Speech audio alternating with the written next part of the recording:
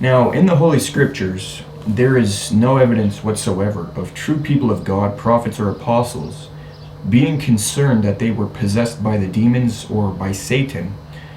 And there's no evidence that they thought that in going forth with their divine mission, that this was somehow a demonic mission that they were actually going on. In fact, what you actually find is that people who were actually possessed acknowledged their possession. True people of God didn't think about questioning if they were possessed. And so there's two classifications. There's the truly possessed people who acknowledge their possession, and then there's the people of God, the prophets and apostles, who never thought about questioning if they are possessed. So Muhammad does not fit into the classification of apostles and prophets here. He fits into the classification of those who are truly possessed. And we can see this, for example, in Matthew 8:28-29, where truly possessed people acknowledge their possession. Now, with respect to the biblical information, in 1 Samuel 16:14-15, because Samuel had disobeyed God, God withdrew his spirit from him and gave him a wicked spirit, and Saul became demonically possessed as a punishment. This is what we read in 1 Samuel 16:14-15. Now the Spirit of the Lord departed from Saul, and a harmful spirit from the Lord tormented him. And Saul's servants said to him, Behold now, a harmful spirit from God is tormenting you. So as the punishment, Saul was given a harmful spirit and became demonically possessed. And when we look to the tormenting effects of this spirit, we read, for example, the first century Jewish historian Josephus in his work Antiquities of the Jews, and he states, when Saul came to him, he was disordered in mind. So again, these are the effects that the demonic possession had on Saul, King Saul. He was disordered in mind. He fell under vehement agitation of the spirit. Putting off his garments, he fell down and lay on the ground all night and day in the presence of Samuel and David. Now, when we look to these four descriptions of Saul's possession, we see that Muhammad suffered from each one of these things. For example, in Muhammad's first encounter with the spirit being who he would later believe to be Gabriel, but who I contend was either Satan or a demon, we see that Muhammad was vehemently agitated or choked by this harmful spirit, which is exactly what happened to Saul when he was possessed. It's Sahih al-Bukhari, Volume 1, Book 1, Number 3, the most authentic hadith collection. We read the following. The Prophet added, The angel caught me forcefully and pressed me so hard that I could not bear it any more. He then released me and again asked me to read, and I replied, I do not know how to read. Thereupon he caught me again and pressed me a second time till I could not bear it out any more. This sounds like vehement agitation. He then released me again and asked me to read again a third time. I do not know how to read, or what shall I read? Thereupon he caught me for a third time and pressed me. Now in Al-Tabari we get a similar account. It states, Gabriel came to Muhammad and said, O Muhammad, recite. He said, I cannot recite. Gabriel was violent towards him and then said again, O Muhammad, recite. He said, I cannot recite. And Gabriel again was violent towards him. So notice, like Saul, who was vehemently agitated by this demonic possession, Muhammad also in his first encounter was severely choked and was experiencing violence from this supposed angel. Nowhere in the scriptures do true angels act in violent ways towards true people of God. This is foreign to the true biblical text.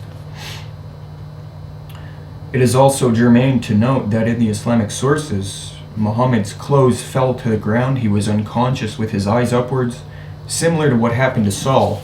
Again, in the account with Saul, we read that, and when Saul came to him, he was disordered in mind and under the vehement agitation of a spirit, putting off his garments, falling down. So notice, one of the things that the demons do is make sure that your clothes fall off and you fall to the ground.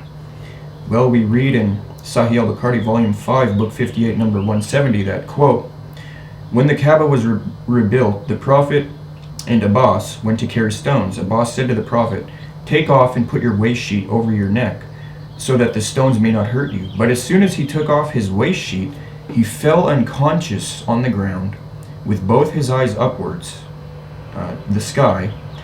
When he came to his senses, he said, my waist sheet, my waist sheet. So we see a similarity there. And lastly, like Saul, Muhammad was extremely disordered in mind. That was the fourth thing. That was the first thing, that the demon would make sure that Saul was completely disordered in his mind. Now, it's well known, even according to Muslim scholars, that Muhammad was under bewitchment or witchcraft a lot of the time, that he would imagine that he was doing graphic things that he had not actually done. And so he was extremely disordered in mind to think that he had done things that he hadn't actually done. And we read about this not from Christian or Jewish sources again, but from the most reliable hadith collections. Sahih al-Bukhari, Volume 7, Book 71, number 660 says, narrated Aisha by his wife, magic was worked on Allah's apostle so that he used to think that he had sexual relations with his wives while he had not. So notice, Muhammad was bewitched under black magic, possessed, imagining that he would have sexual relations with his wives when nothing of the sort was even taking place. This is what happened to Saul, in that he was also disordered in mind. And there's numerous hadith citations with respect to this event. And so I think that the biblical description of possession fits Muhammad. Now, I want to talk about one last episode that is called the episode of the Satanic Verses. It is well known from texts like Deuteronomy 18:20 that those who are speaking things that aren't from God, but are from false gods or from their imaginations, they were to be put to death, because this was a sign that you were not working in accordance with godliness, but you were in fact doing something satanic. The account in Deuteronomy 18:20 states, but the prophet who speaks a word presumptuously in my name, which I have not commanded him to speak, or which he speaks in the name of other gods, that prophet shall die. So notice, if a prophet preaches something, says it's from God, or if it's presupposed to be from God, and yet it's not from God, then that means he's a false prophet, and in ancient Israel he would be justly stoned to death, demonstrating that he's demonic. Now, it's interesting when we look to the early Muslim literature, and again, sources like Al-Tabari and others, Ibn Ishaq, we find that Muhammad delivered these verses from Satan, called the Satanic Verses. The Muslim sources admit this. Because Muhammad was concerned that his pagan tribe was against him, he was contemplating what he should do. And a verse came to him, which he believed to be from God, which gave validity to 3 pagan goddesses, identifying them as valid intercessors. So Muhammad was told to say, by the Spirit, that these 3 pagan gods were true, valid intercessors.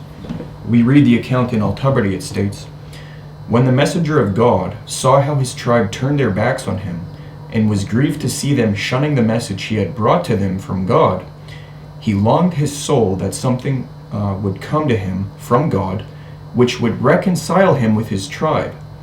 With his love for his tribe and his eagerness for their welfare, it would have delighted him if some of the difficulties which they made for him could have been smoothed out, and he debated within himself and fervently desired such an outcome. Then God revealed, by the star when it sets, your comrade does not err, nor is he deceived, nor does he speak out of his own desire.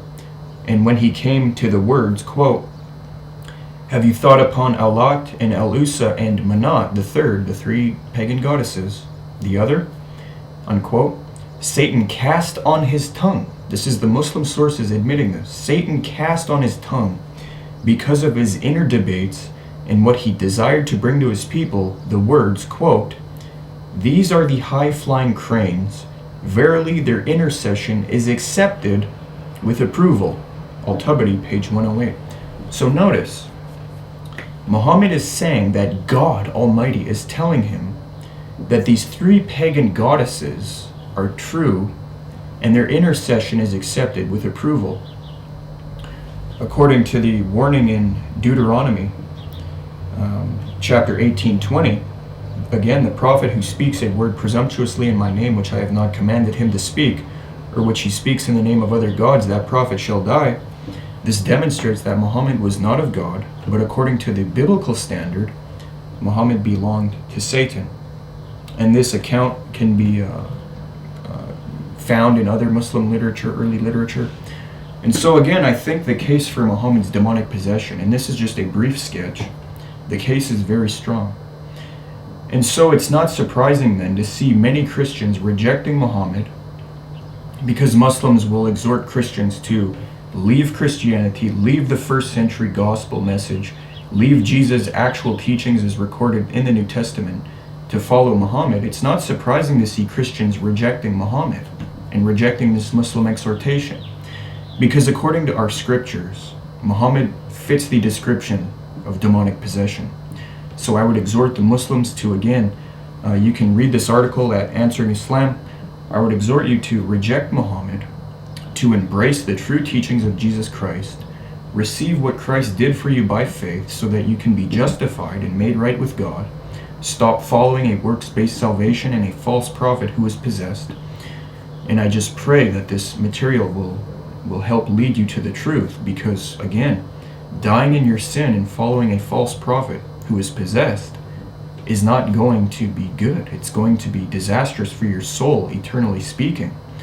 And so out of care and concern for the Muslims, I would exhort you to embrace the truth of Christianity and reject Muhammad. Christ has risen. He is Lord. Thank you.